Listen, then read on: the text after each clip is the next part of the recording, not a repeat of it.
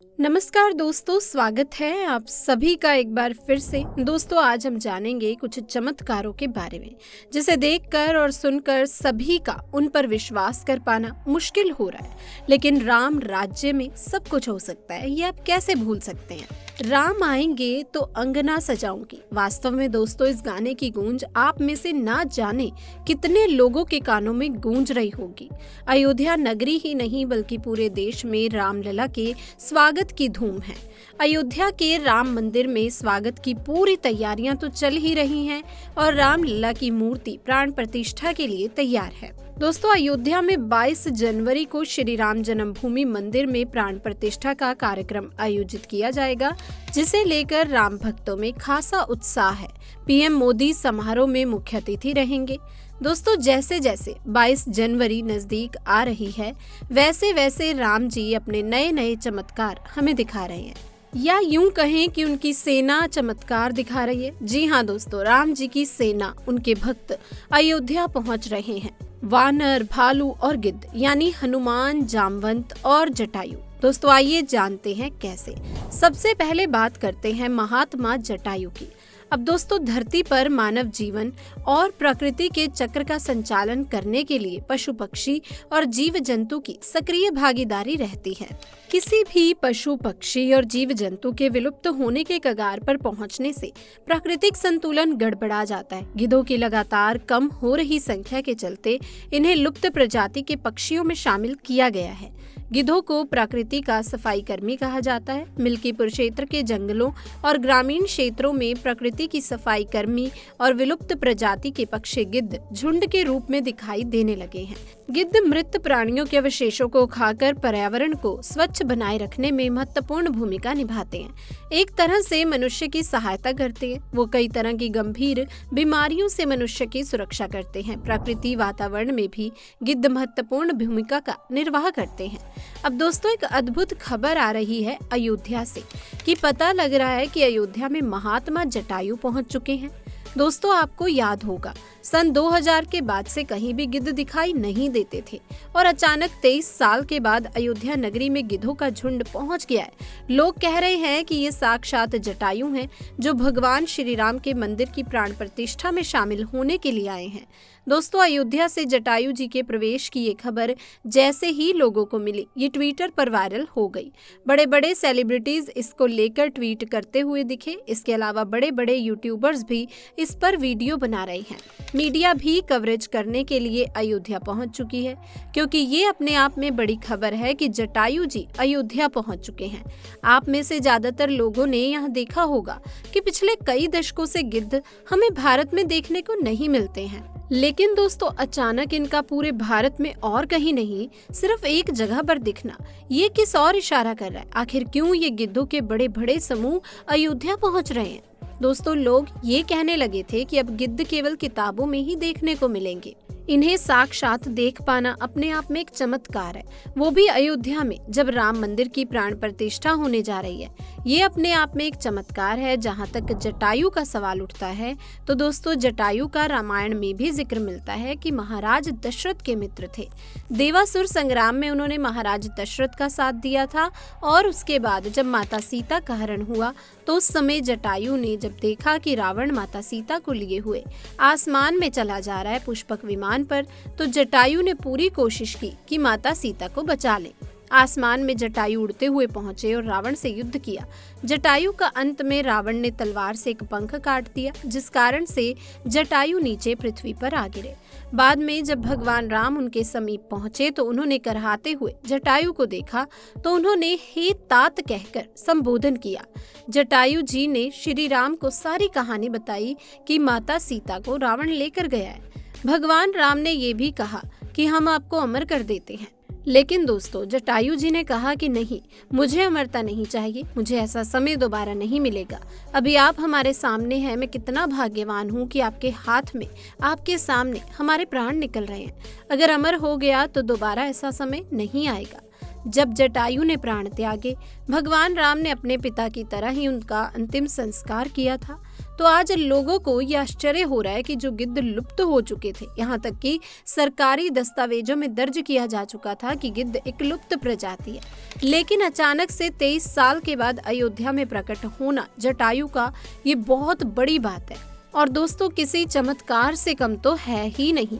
अयोध्या वासी भी ऐसा मान रहे हैं, यानी कि जिस प्रजाति के बारे में ये दुनिया ये मान बैठी थी कि ये प्रजाति अब दुनिया में एग्जिस्ट ही नहीं करती, लेकिन भगवान श्री राम की महिमा ऐसी है कि जैसे ही मंदिर को प्राण प्रतिष्ठा की शुभ घड़ी आई, न जाने दोस्तों कहां से जटायु महाराज स्वयं साक्षात अयोध्या में प्रकट हो गए।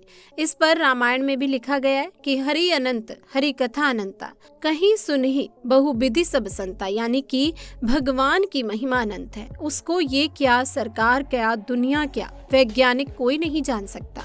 आज जटायु जी का अयोध्या में आना ये वैज्ञानिकों को भी चुनौती देता है, उन नास्तिकों को भी चुनौती देता है, और भारत में कन्वर्टेड हो चुके उन कट्टरपंथियों को भी चुनौती देता है जो ये कह रहे हैं कि भगवान श्री राम का मंदिर हम एक न एक दिन गिरा देंगे जब हमारी सत्ता आएगी। अरे मूर्खों, जब स्वयं 33 कोटि देवता, सूर्य, नाग, किन्नर, यक्ष, गंधर्व भगवान श्री राम के इस मंदिर की रक्षा का प्रण ले चुके हैं, तो तुम क्या करोगे?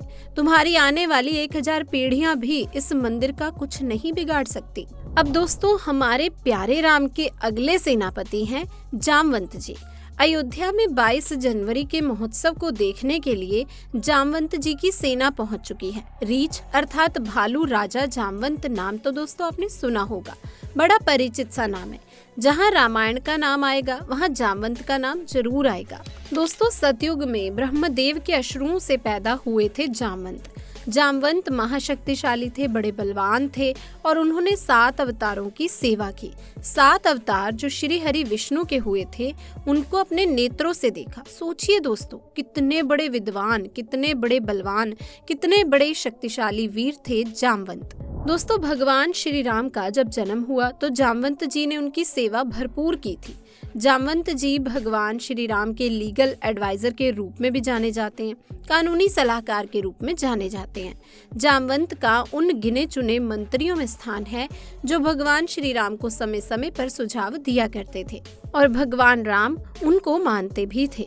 जामवंत जी कोई छोटे मोटे योद्धा नहीं थे। जामवंत जी महाभट योद्धा थे, हनुमान जी से भी शक्तिशाली और बलवान और पराक्रमी वीर। दोस्तों, जब भगवान श्री राम ऋषिमुख नामक पर्वत पर पहुंचे थे तो वहां भी जामवंत जी ने ही भगवान श्री राम को सलाह दी थी कि हे प्रभु, बाली महापराक्रमी है, यदि आप बाली के सामने जाओगे तो निश्चित आपकी पराजय हो जाएगी, क्योंकि बाली में आधा बल आ जाता है दूसरे व्यक्ति का, और बाली को मारना संभव नहीं है। वही व्यक्ति बाली को मारेगा जो इन वृक्षों को, जो कि दोस्तों ताड़ के वृक्ष थे, उन्हें एक ही बाण से ढा देगा। भगवान राम ने परीक्षण किया और 7 वृक्षों को एक ही बाण से ढा दिया, और बाली भगवान श्री राम के हाथों वीर गति को प्राप्त हो गया।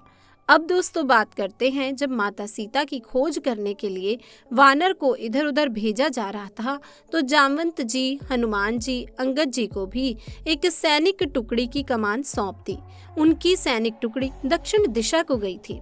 दोस्तों, भगवान श्री राम कहते हैं, सुनो वीर अंगद हनुमाना, जामवंत मत धीर सुजाना, सकल सुवट मिल दक्षिण जाओ, सीता सुध पूछो सबकाओ, कि तुम तीनों एक सैनिक टुकड़ी के साथ दक्षिण दिशा को जाओ और वहां सीता को खोजने का प्रयास करना।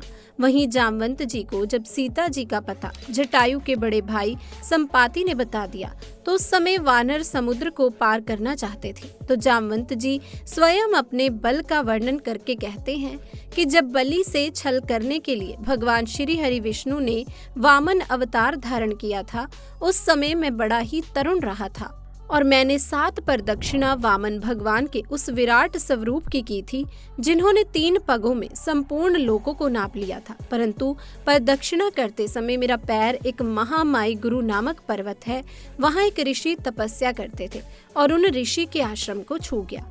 तो ऋषि ने मुझे श्राप दे दिया कि तुम बूढ़े हो जाओगे, तुम्हारी शक्ति का ह्रास हो जाएगा। परंतु फिर भी मैं आज भी 95 योजन समुद्र को लांघ सकता हूँ। सोचिए दोस्तों, कितने बड़े शक्तिशाली थे जामवंत जी। भगवान श्री राम के लीगल एडवाइजर के रूप में काम किया था, या कह सकते हैं कि कानूनी सलाहकार के रूप में जामवंत जी ने काम किया था। दोस्तों, जब राम रावण का युद्ध आरंभ हुआ तब भगवान श्री राम की सेना लंका में पहुंची, तो वहां भी जामवंत जी ने ही भगवान श्री राम को अपनी सलाह दी। अब अगर हम जामवंत जी की युद्ध भूमि की बात करते हैं तो वो कोई छोटे मोटे योद्धा नहीं थे।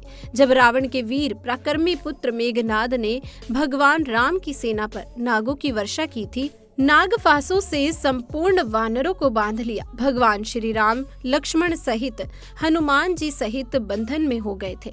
ऐसा रामायण में लिखा हुआ है। केवल दोस्तों एक वीर योद्धा शेष रहा था, वो थे जामवंत। और जामवंत ने दुष्ट मेघनाद को जमीन पर पटक लिया था और उसको घुमा करके लंका में फेंक दिया। ऐसा फेंका था लंका में 3 दिन तक मेघनाद की बेहोशी नहीं गई, मेघनाद मूर्छित ही पड़े रहे। उस संपूर्ण युद्ध में जामवंत को रोकने वाला एक भी वीर योद्धा नहीं था। दोस्तों, राम रावण युद्ध में जब रावण का वध हुआ, उससे पहले रावण से भी जामवंत जी कई बार भिड़े और रावण जामवंत के प्रहार को नहीं झेल सके। यहाँ तक कि कुंभकर्ण से भी जामवंत जी के भिड़ने का वर्णन लिखा हुआ है, परंतु कुंभकर्ण भी जामवंत को मूर्छित नहीं कर पाए। जामवंत भगवान श्री राम को हर समय सलाह देते रहे और उसी की सलाह पर चलकर कि भगवान श्री राम ने लंका को विजित किया था। तो दोस्तों, ऐसे महान योद्धा थे जामवंत। तो दोस्तों, इतना कुछ हो जाने के बाद हम कह सकते हैं कि अयोध्या में आगे और भी चमत्कार हो सकते हैं। फिलहाल अभी से ये चमत्कार मैं आपकी सेवा में प्रस्तुत कर चुकी हूँ। और बंदरों की बात करें तो दोस्तों, वानर तो अयोध्या में बहुत पहले से ही थे। हनुमानगढ़ी नामक एक पावन मंदिर है और उस मंदिर के आसपास हजारों की संख्या में वानर देखे जा सकते हैं। वानरों की कई प्रजातियां हैं जो हनुमान जी की श्रेणी के वानर हैं। वो दोस्तों इस समय चित्रकूट से अयोध्या पहुंच गए हैं। तो दोस्तों, हम कह सकते हैं कि प्रकृति का कण कण भगवान राम के दर्शनों का प्यासा है और वो प्यास अब बहुत ही जल्द 22 जनवरी को बुझने वाली है।